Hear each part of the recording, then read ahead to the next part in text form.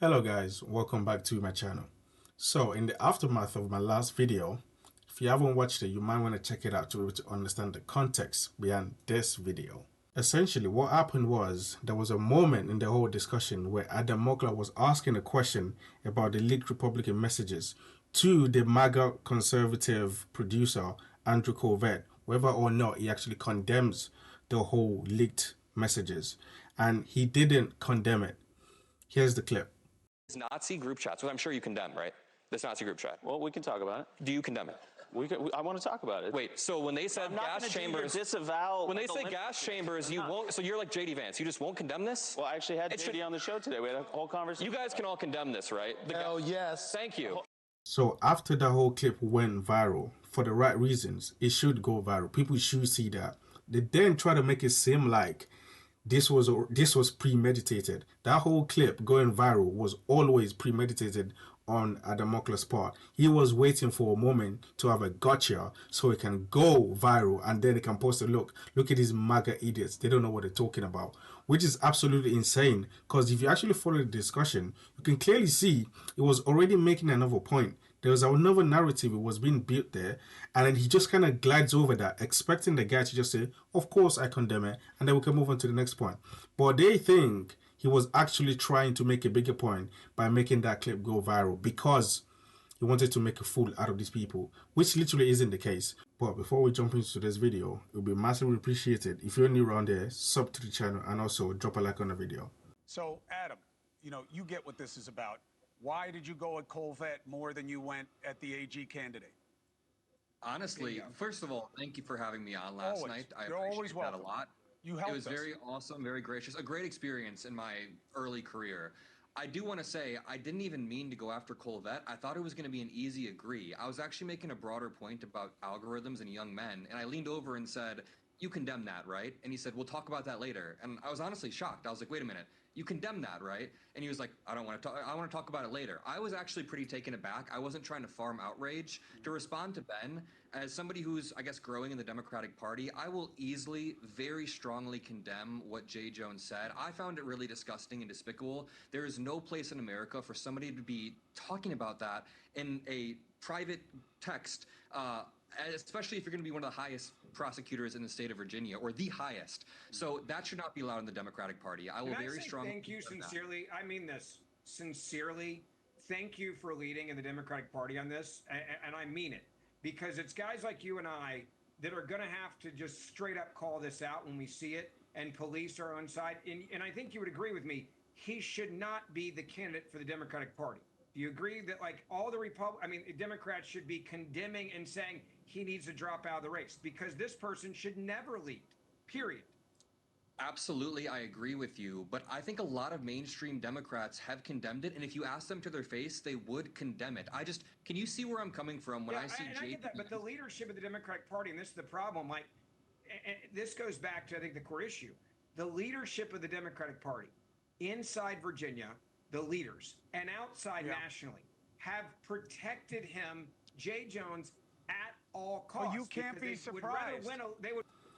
Well, first of all, you can clearly see the differences between both sides. They asked him the question, hey, do you condemn this? Straight to their face, yes, he does condemn it.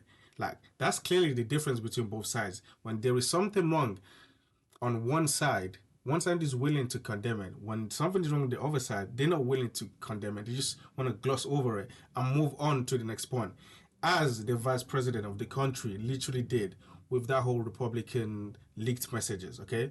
And then number two, as I said earlier, the point he was making about the viral clip was that the algorithms, the way the algorithms are affecting specifically young men, it's very, very troubling. And it's not a surprise that it's actually it's changing the behavior of young people to be able to say these kind of things that they were saying on these leaked messages. That was his broader point. And obviously, to prove that the algorithm is making changes to people's behavior, he then made an example and he referenced the whole leaked message. Oh, by the way, just to prove what I'm saying, this leaked message is happening. This literally proves my point. Oh, by the way, do you disagree with him? Obviously, you should disagree with him. And then the fact they didn't disagree with him, that was what then made it go viral.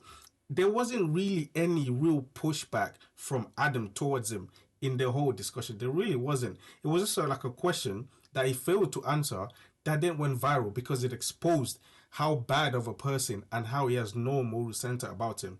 That was why it went viral. It didn't really go viral because Adam just kept on pushing back, pushing back, pushing back. That was not having a go at anyone at all. If you consider that pushback, then maybe you need to build some level of resilience. Would But win Ben, a runaway race. Ben, Well, then Ben, you I be don't- honest about it. But Ben, you can't be surprised because look at what your party did with Trump. We had never seen anything like it, never but now said- it's the standard. Now it's the standard. Chris, this is where I got to disagree with you. Go ahead.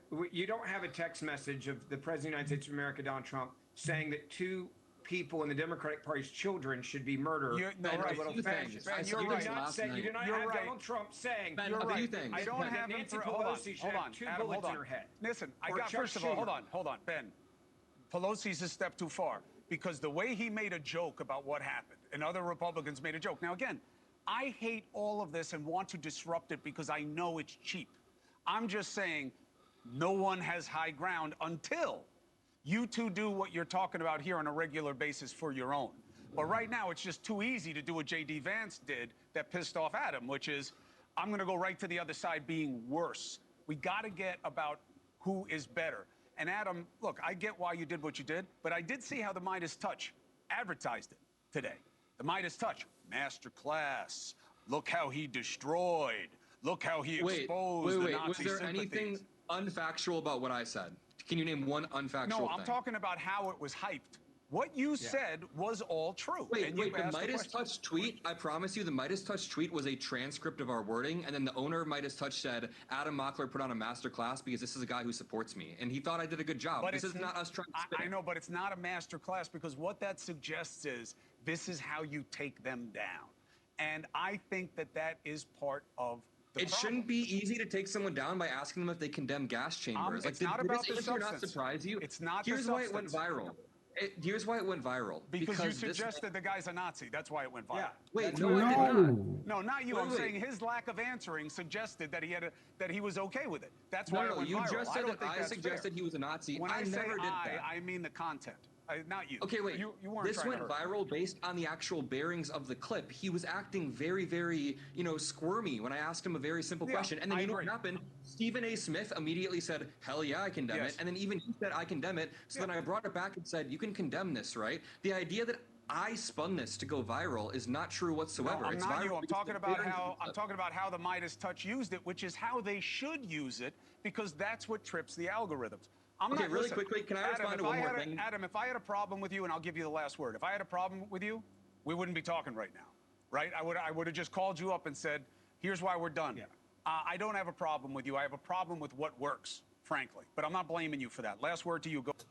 At the end of the day, first of all, you can't blame him for what another post says about his performance, okay? That's not his fault. He has no say in it. If he makes an interview or does anything and someone praises it or someone puts you down for it, you can't blame the person for like the narrative that's being built after the whole interview. He has nothing to do with that. And also, Midas Touch is a big supporter of the guy, so of course they're going to praise him. And number two, again, I will reiterate the point. He didn't do anything necessarily special there. All he did was ask a simple question. Do you condemn this bad behavior? The only reason why it's gone viral wasn't because this guy exhibited some form of superiority over him. No, the reason why it went viral was because it showed a lack of morality and a lack of moral center, lack of moral compass about this guy. That's the reason why it went viral. So you can talk all you want about this isn't how you fix it. You can be possibly right that this isn't how anything gets fixed. But to say that you put that responsibility on him for that algorithm not to explode or that algorithm not to push the algorithm with this kind of clips, you can't really put it on him because number one, it's not his fault. And number two, he didn't do anything. All he did was ask a simple question, and then his lack of answer literally made it go viral. If he had said yes to that question, he would have kept on talking, and then there will be no viral moment. So at the end of the day, the person that had everything in their hands to make sure that algorithm wasn't getting bigger and getting more influential was the person that was asked the question. And they failed it. So if there is anyone to be blamed, it's actually this guy that's actually supposed to be blamed. He should be the one that's getting called out, not him. It literally makes no sense. Go ahead. Yep, the clip that you're referring to about the master class, I was actually talking about the algorithm theory that I have, so it was a bit different than me just owning him. I don't want to turn this into a partisan tit for tat. I think that Ben and I actually agreed on some solid stuff. We want to tone it down. I just think that, as you pointed out, when Ben tries to point at Democrats not condemning this, it's very easy to point at JD Vance. Like, this is a high position of power. This is the vice president. And when he's playing games and not strongly condemning this, it creates the permission structure for young men my age who are already confused and have a lack of moral clarity. A lot of young men Chris, let me say have a this lot- about JD. I think gotta what jump. Go ahead, JD's Ben. yeah, I think JD. The reason why JD said what he said is because I think it's so maddening, and I'm one of those, to watch a guy that could become the Attorney General of the state not get any pushback from the Democratic Party, while the same Democratic Party is going after a bunch of people that none of us knew existed in the young Republicans that have no influence in the sphere of the Republican leadership. get it. Well, That's they're not the young. difference. What's a Like, state I don't senator? know any of these people's names. I've I never get heard it. of State them. senator. They're fringe people. I state get senator. it. I get What it. is a state senator? I got to jump. Adam. That's the point. The fact that you don't know these people, that's the point I was trying to make earlier about the clip that went viral.